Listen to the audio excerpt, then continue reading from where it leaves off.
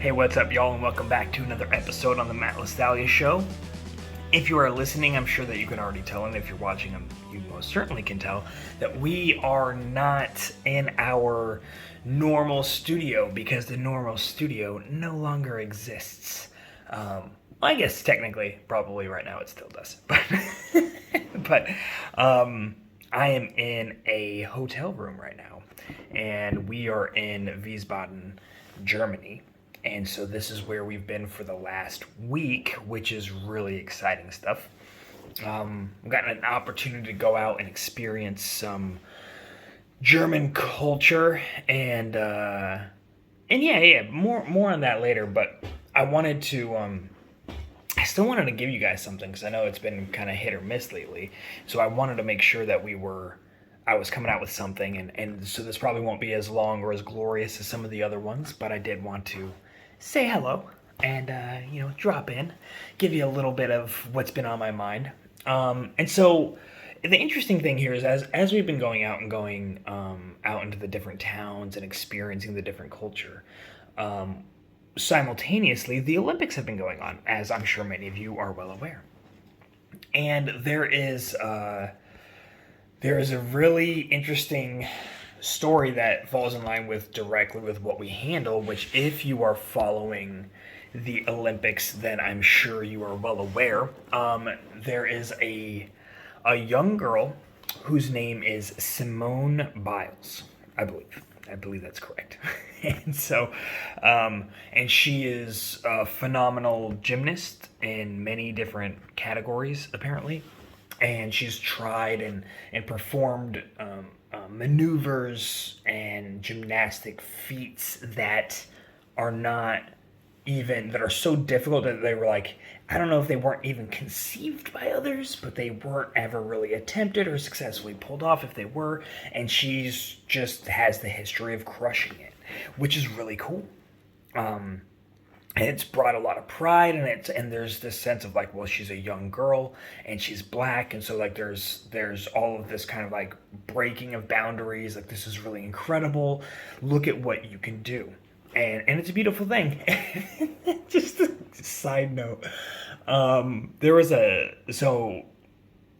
on the Olympics, there's my wife and I will listen frequently to comedy sketches or bits through like Pandora. We'll just put on comedy. We'll pick a comedian that we like, and it'll shuffle through different bits from different comedians, and that's been a fun kind of mix into our normal region of music or me with podcasts and audiobooks and what have you. But I bring this up because there's a bit by Daniel Tosh where he talks about there being diversity on the U.S. team, and not so much on any other team that you see out there. And he was talking about it's like, can you imagine if I ask you to think about the Chinese gymnastics team? I bet you can imagine what that team consists of. And it's like, did you think exclusively Chinese bitches? Because that's what they are, and that's what they'll always be. So, but yeah, no, the bit's great, and I definitely did not do it justice. But it just made me think about that while I was watching it, and the whole diversity talk, which is not really neither here nor there when it comes to this, what we're discussing today. Like I said, if you're watching the Olympics from anywhere in the world, from the U.S. perspective, and even anywhere that has a particular interest in the gymnastics portion anyway, they're going to have covered this. And so she was performing terribly. And essentially what happened was she kept stepping. I'm pretty sure I watched 3 or 4 events where she messed up like in a row. Like she was going and she did the leap off, or she did some bars, I think, and she might have messed. I don't remember. I remember that there were multiple events where I saw her misstep and her scores were like mediocre to low. And then there was the one final event where it's like the running dead sprint, and then you bounce kind of off of a small springboard, and you flip over and push off in your hands upside down in the air off of this like table, this bent table, and you do these crazy flips in the air. and she did, and you could tell when they went back into it, like she didn't stick the landing very well. She didn't like fall or anything. She landed on her feet, but she took the second big step and was kind of wide off to the side. And then when they showed the replay in slow motion, you can kind of see where she like loses herself. That's the expression that everyone's using. She lost herself in the air. It's like she lost control and body awareness of where she was, like in her maneuver, and just kind of fell out of it, but not falling on the ground. Like I said, she still landed on her feet, which is cool. At that, she's fine, like physically. And so after that event, she was talking with some of the coaches, and then she like grabbed her bag and she headed out, and she went into like the locker room, essentially, whatever the equivalent of that is in Tokyo for the Olympians. And when she came back out, she basically was like I'm not playing anymore. You know what's really funny about this whole thing is she said, when she was being caught on microphone, she told her friends, she's like, hey, I'm all good, like not I'm all good, but like I'm doing, like, this is all you guys. I'm sorry, but go out there and kick ass. And I thought for whatever reason that she was gonna catch all hell for that, for cursing and, oh, you're a role model and all of this. And interestingly enough, that idea wasn't too far-fetched, because there was a gentleman, a golf player of the United States. I don't remember. I didn't plan on even talking about him, but it was just interesting that I happened to see today on the Olympics. I happened to see a little like when they do like the personal stories of the backgrounds of people, and they're talking about this American golfer's story and how he was like the most amazing thing. He had no hiccups in his entire career and was just crushing it and crushing it and crushing it until everything kind of fell apart. And for a multitude of reasons, he was Tiger's friend during the car accident, blah, blah, blah, blah, blah. A bunch of stuff. But he went for a putt, and then he missed it, and then he went for a putt again that was closer, and he missed it again. And then he said, fuck. And it got recorded. And he got all sorts of crap. Like, there were, what are they? The TV sports personalities, the people who like talk about this stuff, and they showed a clip of them responding to him like, oh, in this profession you have to know better, and you are a role model. And it was so funny because it was after I had all those thoughts about how they were gonna, like, everyone's gonna come crashing down on Simone for her saying ass, on unrecorded, on mic'd up. She wasn't mic'd up, but there was a mic close enough to her. And so, but interestingly enough, that's not what happened. So she came out and did like a press release and basically said, hey, I dropped out of that event. It was like the team, like collated event. So like they were all doing events, but all their scores kind of get mashed together. And then the top points win. And so they ended up taking silver after she dropped out. And so there's a bunch of people that are like really pissed about this. And there's a bunch of people that are like over the moon excited. There was some ridiculous title or headline. I'm going to look it up. New York Times headline on Simone Biles. The power of no. Why the future of Simone Biles? Oh, it's left unclear. The perils of greatness. Yeah, God, I don't remember what it was, but there was another one that was just like, it was so lauding. It was so like, oh my gosh, like, you don't need to win. She just proved that you don't need to win, and all of this, and she's a hero, and because she chose to prioritize her mental health over the games that she was participating in, which I think is a real. What I think a lot of people missed on this, before I get into like my opinion, what I think a lot of people missed is that everyone was focusing on like that one last event that happened, right? They're like, oh, she messed up. Like, oh, well, at least I think most of the people that are kind of jumping on her case and saying, you're an athlete and you need to be stepping up, and like, this is your job. not that like they're getting paid because the Olympians will get paid. I'm sure she makes a lot from endorsements and whatever the case may be. I don't really care about that. I'm just talking about like just performing as an athlete, as a member of a team. So you show up, you perform, and you see it through, right? And so you do so to the benefit of the team. Now, if a coach sees, on the flip side, if a coach sees somebody that's performing bad, like in basketball or in volleyball, like if you've been watching that, they'll pull players and they rotate them out and they let them get some rest and then go back in. But with gymnastics, you can't really pull a player. It's like you register these 4 individuals, and they compete. They basically all do. I believe that they all do all of the events, and they all get scored, and then it all gets mashed together. Or maybe some of them do some events.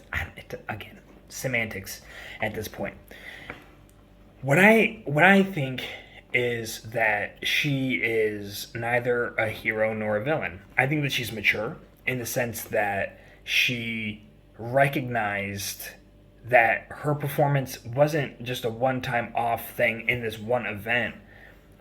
It was bad. It was consistently bad, to the point where, like every event that she was performing in and the ones that she was expected to do really well in, like in any athlete, you have some events that you're really, really strong in, and other events that you're not as strong as maybe some of your other teammates. But so even doing some of those, she didn't do so great, and then doing one that she's supposed to be extremely spectacular at, she was performed less than optimally. And so, even like less than mediocre, right? And so, when you see yourself and you feel yourself entering into this kind of zone and this tunnel of negativity and poor performance, then it's really hard to get yourself out of it. And when you see it over and over and over again, like an event after event after event, and you're like, I'm done, man. I'm pulling it. Like I had to take myself out of an ultimate frisbee game, given this is an Olympic level. This is just personal. But I mean, and also I was cramping and I was dealing with a physical injury. But it got to a point, even on the last game that we played, where I pulled myself prior to that because I felt like I can't really run anymore. I know I'm gonna pull something soon, and I just gotta call it. Like I'm not performing. I'm not there. I'm a certain type of player. I run really fast. I run really far. I make good catches. I throw okay to sub okay. But that's kind of what people know and expect of me. And so if I go out there and I'm not performing that way, hey man, I gotta pull myself out. And so if she's not performing to the level where she can't be there for the team in the way that she was essentially selected to be there to do, then I mean, and she knows that she's not going to pull herself out of it. Like she just feels the tunnel digging in further, and she's got no way to put the brakes on that train in order to stop it and to start looking to try to go back the other way, back towards peak performance. It's a very difficult thing to do, and she could not find a way to do it. And rather than continuing to go out there and perform poorly and having each poor performance be a further kind of swirl around the whirlpool taking her down, she decided to take herself out. Now, does that make her a hero? I don't know. No, that doesn't make her a hero. Like, you have to have courage to the point, but I mean, it's also, you could consider that maybe it wasn't very courageous because she didn't want to embarrass herself anymore. She knew that she was being embarrassed by her poor performance, and now the weight of that, of each one additional embarrassing moment that she was like, that is no longer as, or that is worse now than the embarrassment that comes from just pulling myself out. And for her in her mind, she's like, this is better for me because I'm losing. But essentially, I'm losing it. Not like she's like going insane, but she's losing her mental grounding. And so she was like, I'm out. I'm done. Like all other things aside, like I know that I can no longer perform. at the level that I need to, so peace. Now, she did not say that she was pulling out of the Olympics entirely. If I understand correctly, there are additional gymnastic events, and so she may be. She didn't say she was done with the Olympics. She just said she was done essentially with that event, and she may be done with the Olympics. We'll see. But I think it's interesting because people have jumped so heavily on one side or another. This had to go freaking like political. It's like divided along political lines. Like conservatives and Republicans are hating on her because she needs to be an athlete that shows up and performs, and the Democrats and liberals side are much more like you're a hero and you're setting the standard and example for all the girls and to tell them what's really important. I think that I just fall somewhere in the middle. I think that she's not a hero and she's not a villain. I think that she's a person. She had to make a personal call. I think when you perform at that level, there are certain expectations that you're going to push through to try and get yourself back on track. You're not just going to stop. Like, if you would imagine any professional athlete stopping in the middle of a game and just leaving for because their heads in in the gutter. You think about I'm a huge Pittsburgh Steelers fan in the National Football League, and their quarterback can hit and miss, man. He's got an arm. He's got a rocket of an arm, and he'll throw you 4 touchdowns, 5, 6 touchdowns in a game, which is insane. But it'll also throw you like 4 picks, right? And so there's this interesting concept of like short memory of focusing on and practicing having a short memory. So whether something's good or something's bad, like you don't want to sit there and be like, I could throw that. I just threw a 20-yard pass that went for 40 total, and I'm the boss and I can make any pass anywhere. And there's a balance between that and then like, oh, I just threw a pick. Oh, I went out there and I just threw a pick again. Oh, and then I fumbled the ball. Then it's like, oh my gosh, I just can't do anything right. And so if you get wrapped up in your head, then it's very hard to get out of it, but they keep going out there and they keep pushing through. And that's when you see these comebacks happen, is when people push through, right? And that's, to me, that's heroic. The pushing through, the seeing like, holy crap, like that dude, messed up super bad, and he was able to come out and overcome that and perform even better than he does on like a normal day. That to me, that's heroic. I'm not saying it's not important and it's not a good thing to do what she did. I'm just saying it's not heroic. Now, I get what they're getting at. I get what those people are saying. I hope that this is what they're saying. We under prioritize mental health. And because we can't see it, because it's not like my physical injury when I was playing Frisbee where I'm like, I cramped and I could no longer move my leg. Everyone knows what a cramp is. Everyone that plays sports knows what a cramp is. They know what it's like. They know you can't really operate until that gets worked out. So there's no question there. But if I just stopped in the middle of a game, it's like, guys, you know what? Just not feeling. Actually, there in that group, in my ultimate Frisbee group in Prince William County, that actually would have gone over really well. They'd be like, "Oh man, really? Are you okay?" Like, and then the leader would have taken me off to the side and like, "Hey man, you want to talk? Like, what's up? You like, do you need some time? You want me to talk to you? Like, do you want to go for a walk?" If I would have told him, it was like, "Oh yeah, I'm just not in it, man. I'm not feeling it. Like, I'm just not in the right headspace. I'm not in the right zone, and for my own like kind of mental well-being, I gotta go." That's what would have happened there, but that's not competitive, right? That's more of like a get together, fun, and enjoy. Well, there is competition there. It is not at the Olympic level, and so I will not try to equate those things. But there is, like I said, there is an expectation that at that level you do push through. Right? You still show up. If you're performing badly, you don't just quit because you feel bad about performing badly. And like I said, I get that you're trapped in this dark tunnel going through. But like I said, at that level, you're at an Olympic level, like, and you've performed really well before, and you're capable of it. But when you get in those dark tunnels of your brain, and it's very hard to get out. And so it's actually surprising to me that they don't have some sort of a resilience or performance coach there on the team that's like kind of working through that with her. Even if they're like, hey, she's not going to do the next one. And then again, I don't know the rules. I don't know if she'd be like, hey, I need to sit out my next thing and like count zeros or whatever for it, but then I'll hop back in. If that would have been worse on points or whatever. But I'm surprised. I would be surprised to find out if they didn't have that person there.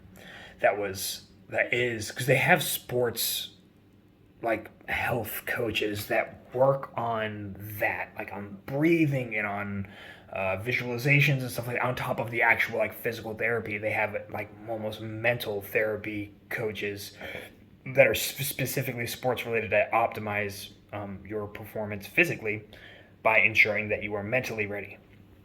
So it would lead me to believe that they wouldn't have one, and if they do, that dude or chick needs to be fired, straight up.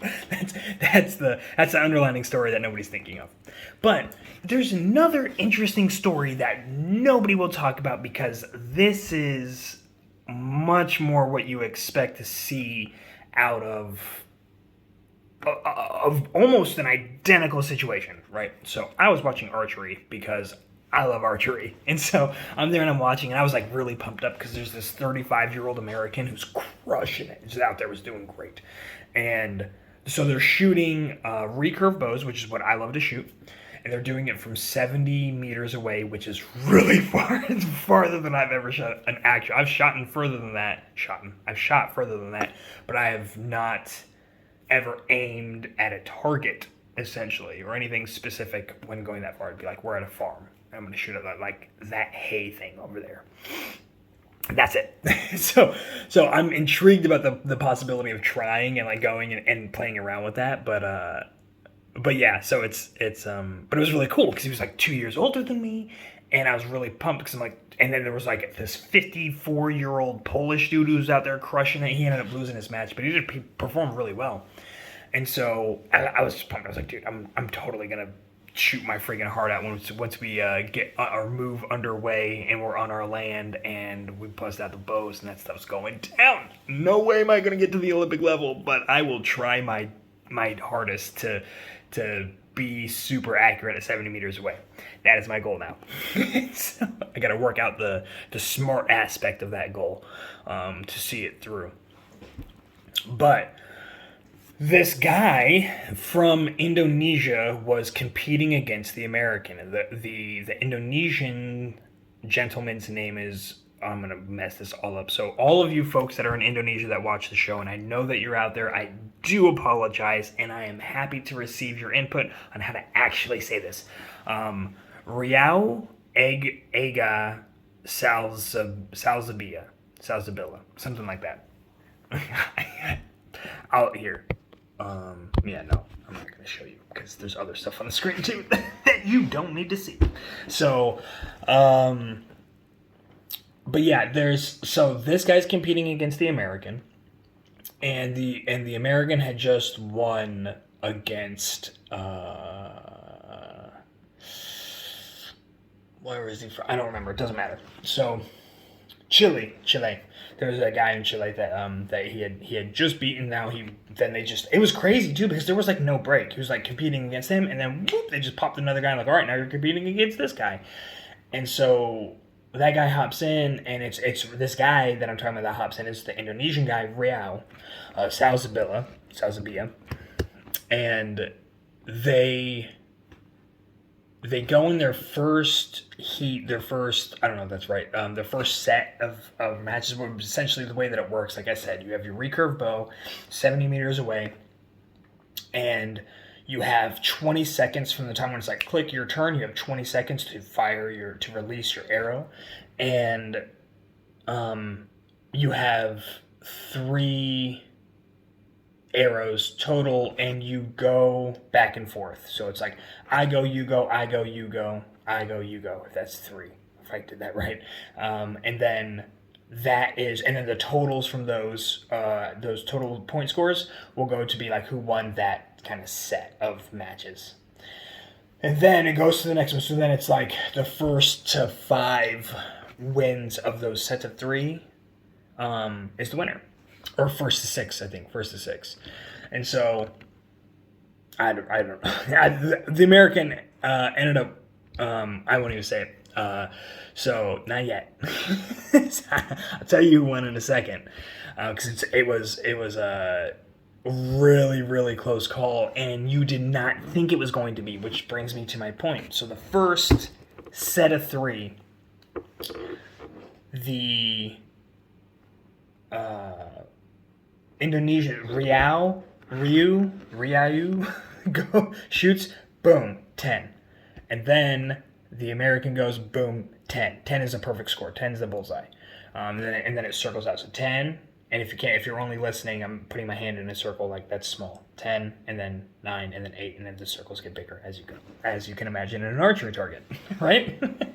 And so boom, 10, 10. I believe that's right. I actually had it pulled up. Let me see so I don't misquote the scores, and I might have just exited out because I'm a champion. So, but I believe they both got 10. They both got 10, 10. So both got bullseye. And then the next shot goes up for Real, and it is a 4, which is, if I don't need to say it, if I do need to say it, 4 is really, really bad. It is not very good. So and the American gets like an 8 or a 9, and then the Real goes up again, and he gets a 6, which is also awful. Basically, 8 is not very good, but it's kind of respectable. It keeps you in the game. Right, but anything below that is like, oh man, you got ground to make up. And so basically, this dude shoots a perfect shot and then just throws it off the target like crazy, almost off the paper on the next 2 shots in a row, and so just obliterated in that first heat, that first set of matches. And then I go and I'm doing something else. I'm getting ready for the morning, and then I go back and I look again, and I see the Real is back up there again, and he's just like bop, bop, bop, 3 arrows. Obviously, they're going back and forth, but he lights off his 3, 10, 10, 10. Takes the next one. Like, holy smokes. You talk about messing up super bad, and then coming back and just firing perfect shots. Like, you talk about the mental agility of that guy to be able to do that, and to be able to perform. And you look at the rest of them, and it is tight. They ended up tying, and they went into overtime, which is basically like 1 shot, 1 kill, both you fire 1, whoever gets the better count wins. And so they did, and I think the American got a 9, and homeboy Real got an 8. And so he ended up falling to the American, but that's not the story, right? The story was that he had such a terrible, awful round, like worse than I'd seen of any of the people competing in a single round. Like, there'll be an occasional, like, here's a 6, there's a 7, but like to have like a 4 and a 6, it was like, I don't think he's gonna make it. I don't think he's gonna last. And I'll tell you what, he brought the heat. He came back with it, and so he bounced back. There was that resilience, and I think that's what the people who had the complaints about Simone's decision to pull herself out, I think that's part of what they're mad about, because it's like, you don't want to see your top performer stepping out and just being like, all right, guys, like, hey, in archery, I shot that bad set. Can you imagine? Like, that guy was like, shot those, and he was like, man, it's not my day. Like, drop my bow, walk away, like, holy smokes, what happened? But equating it, like, I've heard the equation of, would you accept, how would people respond if LeBron James walked out of the final, like the NBA Finals, Game 7, and he goes out there and gets the ball stolen from him like 4 times in the first quarter, throws up 5 bricks, has no points and like 4 turnovers, and just goes to the end, goes to the side of the court, and it's like, I'm out, guys. I'm sucking. And so, good luck with the rest of the game. Wish you all the best. Like, would we be like, we understand. Not only do we understand, but you're a hero. Like, I'd get it if he got benched. Like, hey man, cool down. Like, even if you went back into the locker room and then he came back out to play, then it's like, oh yeah, no, you gotta like that dude had to get his head straight. Maybe he went and dunked in like the ice bath or did whatever. I don't know. Like did whatever he needs to do to get his mind right, and then hop back in the game. So there's like that balance there. There's the expectation that at that level you're going to continue to put yourself in the position to make the turnaround. And I think that that's what it comes down to, is that she refused to continue to put herself in a position to have that turnaround moment, like, oh, and she's coming back. Like she had stumbles and she messed up, but she's back on it. Like she took herself out. She's like, hey, it's not going well, and I'm done. And so I think that was it. And so, like I said, when I was talking about, like, I'd fire whoever their resilient, whoever their performance coach is in that regard. That brings me back kind of full circle to like the cover image for this episode. So I kind of ripped this image off. I made this myself, but if you didn't see it or you didn't really pay attention to it, so it's a series of pencils with days. So it's like yesterday was a full pencil that is sharpened and has a full eraser, and then the next day it is broken and it's that day says today. So it's yesterday, full pencil, ready to go. Second day or today is that pencil broken in half, and then the third day is that broken half of the pencil is sharpened. The other part of the broken half of the pencil that is sharpened on both ends. And then there's an additional like handheld eraser in the middle. And that says tomorrow.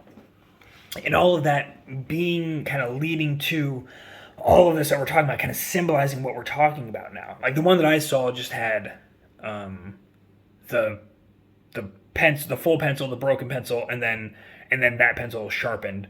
The nub sharpened essentially, and it said like resilience. And I got that from I saw that on a really good friend of mine, a guy that I respect a lot, who's in the Army. He had posted it up on Instagram, and I was like, that's really cool. I was like, but that's not it. That's not, to me, real resilience in the name of my company. Real resilience is not taking the shattered part of something, the shattered remnants of something, and making it usable again. I think that might be kind of the traditional sense, the traditional definition of resilience, like, because it's all about bounce. You gotta bounce back. So it's about like, the tennis ball hits the wall, flattens when it hits the wall, and then when it leaves the wall, it takes its full form again. But every time that the ball hits the wall and it does that, it loses a little bit of its integrity. Even though it goes back to its full form, it loses. It's not there. It's not actually gaining strength. It's not gaining functionality. It can't bounce higher after it hits a wall. Every time it hits, it gets a little bit more used, a little bit more worn out, and over time, then that breaks. So yeah, it's bouncing back to its form, but there's kind of structural damage that's happening slowly over a period of time. That's not resilience. That's why I don't like the tennis ball analogy for resilience. To me, resilience is about learning. It's about growth. And so you think about that with the pencil. If I just take the broken part and sharpen it, like, I only have what's left of the broken part. That's not very good. Like, that's not a whole lot of usage left. But if I sharpen both the other sides, now I have 3 sharpened pencils, right? That I can, so if I write through one and it gets dulled out, I can pick up the other one and write with it. That gets dulled out, I flip it around and I continue to write. And I've extended my writing time between sharpenings times 3, threefold, so I can keep going. And I brought in an additional tool, another eraser that I could use. And so you have, like, I'm refining the stuff that's already here. I'm taking the broken parts and I'm making them back to usable and more usable and even better than before. And I'm bringing on additional stuff that I learned, like, man, you know what? That eraser's small. I'm going to do all this writing. I need another eraser too. I need this big fat, pink one. All the ones that we all know that we had growing up. And So that to me is resilience. Resilience isn't just we got to get back to functional. It's taking a thought and learning from it. So it's like Simone would be more resilient if she runs into the. So say she rejoins the game. She's like, yeah, I'm ready to compete, and she messes up again, right? And she's like, boom, messing up, low score, not sticking the landings, doing a miss flop off of the bars or whatever. Sorry for the lack of Olympic terms and official terms. I don't got them, but then she can, rather than pulling herself out again, she found a routine or something that works for her to up her performance. She works on breath control. She works on meditation and being present. She's got a certain type of ritual that helps get her back. A certain music that she knows. Like, I use this music. I go out. I stand into the sun. I let the sun soak into my face. And then I do like 2 minutes of like jump rope, and I do that listening to my favorite song, and I let the sun soak in, and I feel and I get the movement, and okay, I'm good. Let's do this. I was just listening to. I'm looking for my phone. I'm using my phone now to record. So, I was just listening to this book called Daily Rituals, and it's extracting the daily routines and habits from highly successful people throughout history. And so they talked about like Francis Bacon, Ludwig von Beethoven, Mozart, and there was Thomas Wolfe, the writer, the American writer. Okay, so we've cursed on this show, all right, and so it's going to be titled explicit, so everyone knows. But for those that are listening are okay with cursing, there's going to be some more improper language to relay the reality of this story, of this this particular artist's his ritual to get himself in the creative mindset. So apparently, that the warning is given. Okay, so don't have a problem. You cannot have a problem if you don't want to listen to the rest of this. Just stop, man, because you can skip to the end. This is gonna be the last thing that we talk about, and then I'm gonna jet. So this is so funny. So I think his name is Thomas Wolfe. So he's writing, and he really liked to do his writing late at night. And he sat there. He wrote for an hour or something, and like created like 10 minutes worth of actual work and writing. And so he gets up and he's like, rather than dealing and sitting through this ridiculousness of non-productive, non-creative thinking, I'm going to stop. I'm just going to stop. And so he went to like go get ready to change, or to go get ready to take a shower.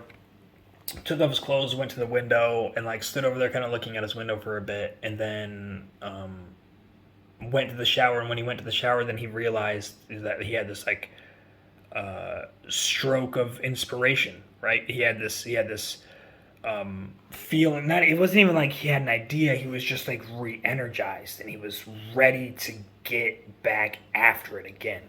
And he was like, why? What did I do that did it? And so apparently what had happened was that he went and stood in front of his window. And when he was standing in front of his window and he was completely naked, he was fondling himself.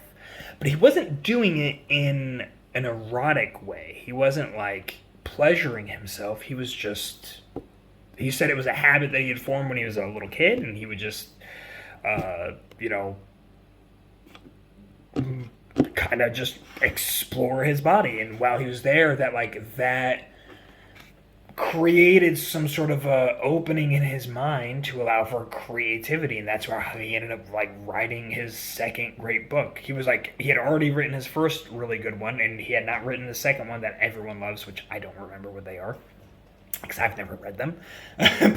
but the second book that was like, the killer that he's really well known for as well, that happened as after that realization that he could do that, and then open his mind up to creativity, and then he built that in as part of his routine. Now, I'm not saying that Simone needs to go stand naked in front of a window. I'm just saying that people find different routines and stuff that works to open themselves up, to get them out of a funk and get them into the zone, if you will. And so that would be an example of her growing from this and being resilient. You know, like, this is a mess up. This is nothing like, her acknowledgement of the mess up and pulling herself out of the situation so she wouldn't mess up anymore does not make it not a mess up. It does not make it not, like, choking, if you will.